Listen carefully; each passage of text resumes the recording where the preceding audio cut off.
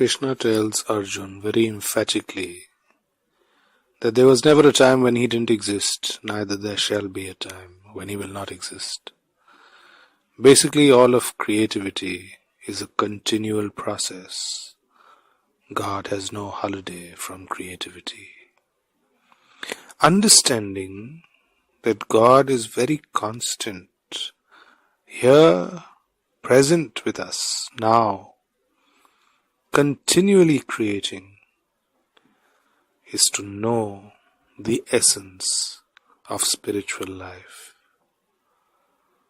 To understand God as being in a continual contact with us is to find a great source of courage within us. Suddenly, we feel that we are one with the divine. God is not far away but very close. And this understanding makes our mind, our heart very revolutionary, very dynamic. We draw much courage from it, much hope from it. So the first thing to understand is that we are to develop this hope in life. This continual hope by seeing this creativity that is ongoing. Often we think that the world was created and that's it, God disappeared. But no. Real spirituality, authentic spirituality is to understand God as a continual creativity with us.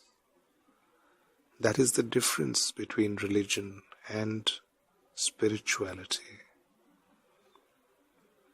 Religion holds that sometime way back in the past, God created the world.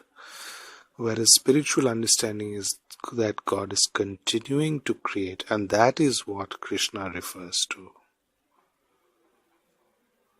The other thing which distinguishes the Bhagavad-Gita as a spiritual text instead of a religious text is that it talks about things and problems that are very relevant for everyday life. What it means, this is very big. A very big part of the Gita. How to get rid of doubt in the mind and how to replace it with trust in the divine. Trust and hope are some of the most valuable things. A mind that is trustful and hopeful, where it is empowered, where it is growing, where fear disappears from it, where it is in a state where it is able to function with the rest of humanity, yet has an aliveness of the divine element within it. And Krishna is not insisting that Arjun, it's not about Krishna alone, it's about the entirety of creation. It's about Arjun's own consciousness also. Arjun is to trust and hope in his own consciousness, which has been endowed by the divine. And as he keeps pouring his energy into his own consciousness, he starts regaining strength. So, the Gita is fundamentally never harkened back to only old religious symbols. It is very new and ever fresh whenever we read it. And it is almost like Krishna is existence himself. Krishna represents that continual creativity which is existence itself.